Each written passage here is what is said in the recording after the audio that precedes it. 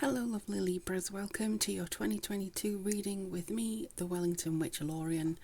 It's a pleasure to bring you to this reading. This is for Libra Sun, Moon, Rising, covering all 12 months of next year. We're also going to be looking at the people you should be bringing in and the people you should be avoiding over the next 12 months as well. So let's have a look and see. We're using the Light Seeress Tarot. I've only had this deck for a few months and already I'm really loving it, so it might be one of my permanent ones. It's really nice to use so far. Alright, so we're going to do 12 cards. So see.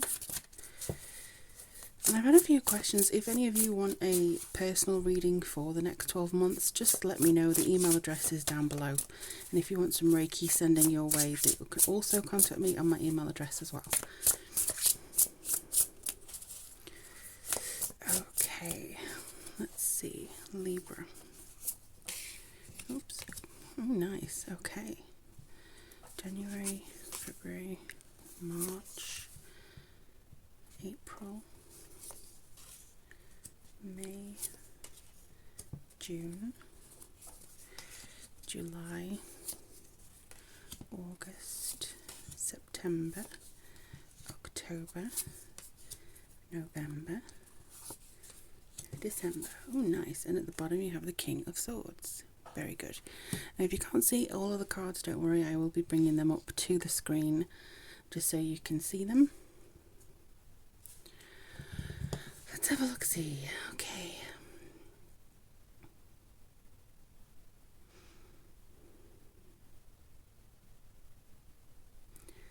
The last few, well, the last 6 readings I've done, it has seemed like there's a divide between the first 6 months and then the last 6 months. I'm not getting that distinction quite here for you Libras. I think it's a mixed bag of a year, but with most positives.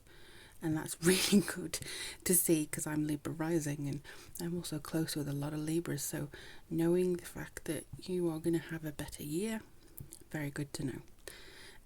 Let's just have a look. Let's begin with the Ace of Swords. There's something that you're stopping in January, whether that be a caustic state of thinking.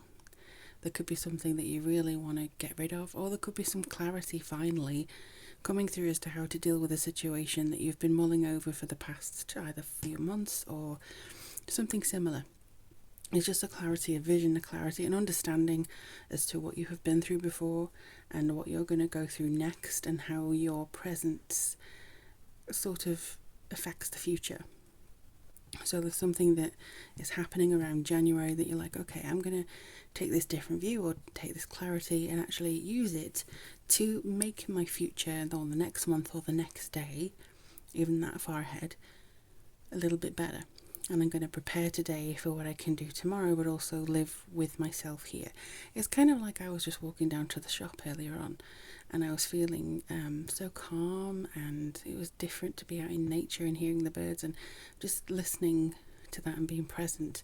And I think that is kind of what you'll take in January, is just being present, understanding where you are now and how you can figure out how to go into the future afterwards. So, with that in mind, we also have the King of Cups in February and the Queen of Cups in March. So this is quite a watery time because February is into Pisces season, but I do feel that this understanding, and she's even got like this shell of in her mind here, you're probably into very emotive thinking at this point in time as well. Something that you're focusing on is your emotional state, emotional being, trusting what you feel in your gut. Like if you have an emotional response to something, you're probably going to kind of key into that. There's a balance here, there's a composure here that makes you feel like you're not just going to fly off the handle or just jump in with both feet. You are going to be considered. You are going to take things in a very sort of balanced way, and I think you're going to have the time to be able to do that, but also because you come to a clarity here, you're able to take that, not feeling like you have to rush, not feeling like you have to throw all your toys out the pram. Maybe there's something external that means you can't rush. Like it could be something around you that, if we have in lockdown, we haven't been able to rush around outside and go here and there and everywhere. There may be something physically meaning that you can't do that. It could be mandates again, but it's not going to bother you as much as it did last time. It feels like just because something is beyond your control, you are accepting that it's beyond your control. You're only controlling what you can, and that's your kind of physical, emotional, mental reaction to things. You're balancing out in winter into spring in the northern hemisphere and actually seeing where you want to be. In the Hanged Man in April, it's kind of where all the sacrifices that you've made, the choices maybe to stay inside or the things that you've given up for other people, that's now where you can see things as to how they're affecting this change for you, how your previous decisions have brought you to this place. So this is kind of an understanding of why you've sort of been suspended in a way. So let's have a look and see here. Yeah, the Hanged Man is coming up, I think, mainly for you to see things from a different perspective, but the perspective that you've earned comes right in April. I also see with the Knight of Swords, all the way over in May, Knight of Swords is, he's chasing something that doesn't have a driver. So he's trying to really get in control of the situation. There's maybe something that, around you, you feel maybe people have zoomed off in the future without you, and you're hastily trying to catch up. Because the 3 months I've seen here that you've just kind of taken to acclimatise to something new, you maybe feel like you've been left a little bit behind, or you're chasing after something. But there's something here, like if you need it will wait for you. And I think it's just your path is different than others. Everybody's path is different. So it just feels like whatever you feel like you're chasing, or you're trying to get back onto the saddle to kind of, catch up as fast as you can, you don't necessarily need to. Because I think if you do focus on, I feel like I'm missing out, maybe I shouldn't have done all this. No. This will just make you feel like giving up almost, feeling a little bit of tension and defeat. And you're feeling, I shouldn't have done all that. I shouldn't have wasted my time trying to, focus on myself. Yes, you should have. So in summer, there may be, again, a little bit of a fear of missing out. A fear of, I should have done this then because I'm missing out now. And that's not necessarily the case. Everything you're doing here is actually to make you feel better in the course of this year. And that is for your benefit. That is something for you. That's not a path that anyone else is taking. This is just a path that you are taking, and you shouldn't rush to meet anybody else's path or their speed. It's kind of like, it's not a case of who wins the race. It's not even, the tortoise or the hare. It's not competition. It's just what is getting you there. You need to be kind of understanding as to where you've been. And I think manifesting it on the path now that you're on, if that makes sense. So as far as I can see, there is I don't think this is necessarily definitely going to happen. The 2 cards here is just kind of an advice. It's kind of probably why I didn't bother moving that. It's just an advice area possible. So this is why it's maybe not defined as this is 2 halves. It's because it depends how you react to taking your time, to actually living in that kind of moment, as to whether you feel like, I'm desperately trying to catch up to everybody else, rather than focusing on your own path and your own well-being. The Emperor, coming in August, is very much a case of being in control. So you don't need to follow anybody else apart from your own path, and the Emperor does not follow anybody else apart from his own path. He does what is good for him. He has a structure, he has his own authority.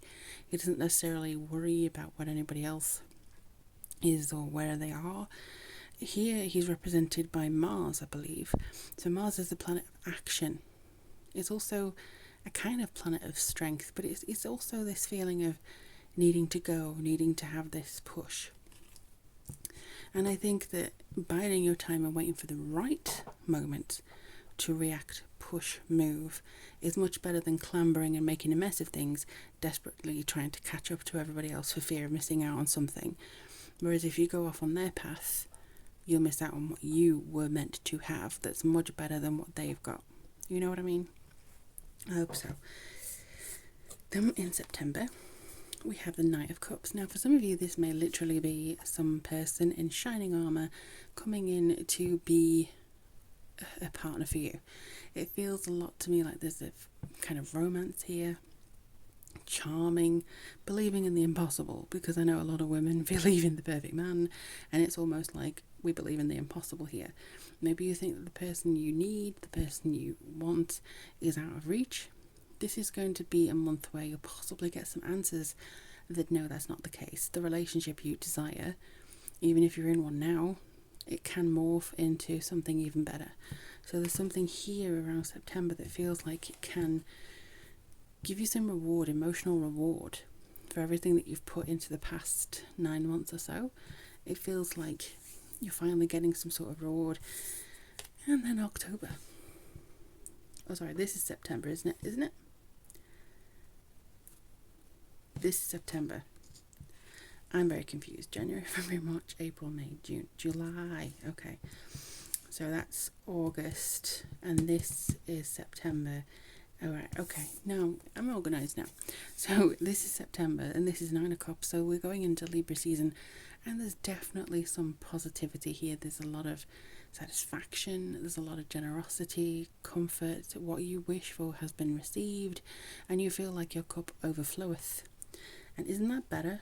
Feeling like just so content and emotionally sound and happy, rather than chasing your tail and running after things that may or not be right for you. You know? So focus on what you have in front of you here. I truly believe this is the best time for you to manifest from July to September, where you've done the work there and you can bridge that over into the second half of the year. 8 of Cups. Now that you've got what you need, you realise what you no longer need, and you can walk away from that. This is change. This is something where you feel, okay, I've matured and I'm walking away from the need to, or this person who, or this situation which, you know, something that you understand you no longer need. A habit that no longer serves you. Yeah, just something that feels like it's outserved its purpose, or it's no longer welcome, that feeling. So the 9 of Swords here is very much a strong card. It's a card of miscommunication sometimes with yourself. I feel like some of you may feel overwhelmed by some of the positivity here, but I don't think it's a coincidence that these 4 are separate over here. I think this is just if you have a fear of missing out. That's how it's kind of presented itself to me. Because the King of Swords at the bottom of the deck, this is really clear thinking, intellectual, being in charge of your thoughts, not letting them overwhelm you, having a lot of wisdom, understanding the messages that are coming through to you, just kind of understanding the symbolism that is being presented. Whereas here it's like you can't see the wood for the trees. So I think clearing your mind will enable you to recognise that. But yeah, it just feels a little bit like December has the Fool energy in 2022, which means it is a new beginning. But these cards I'm not going to put a lot of projection into, because this could change depending on how well you do the lessons in this half and then manifest in the second. But let's see what kind of people you should be drawing in, and what kind of people can go away.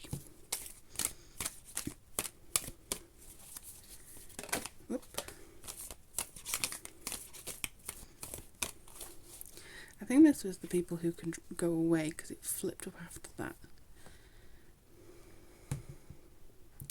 I'm going to wait a second. Alright.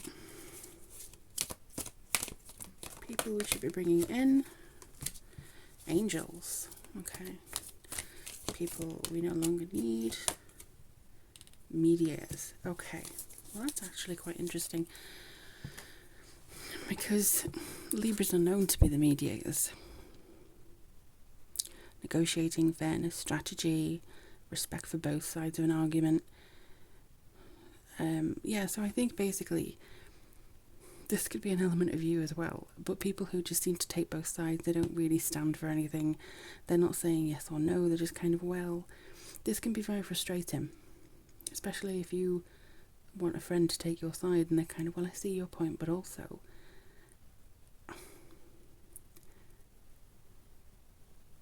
I feel like you're going to see an element of yourself in these people and you don't like it, because it's almost like they're not standing up for anything. They're not dedicating themselves to anything. They're just kind of going between two worlds and not kind of playing both sides, you know? They're sort of getting the benefits of both worlds whilst not really believing in either. And I think that's going to be something that you really don't like, because somebody just popping into your life when they need this from you and then not really sticking around to be there 100%. That's kind of what I see. But you need to be bringing in the light of an angel, helping those in need with no expectation of return. So there's something that's somebody who's coming into you who's going to do what they say they're going to do, or do what you need without you even having to ask them.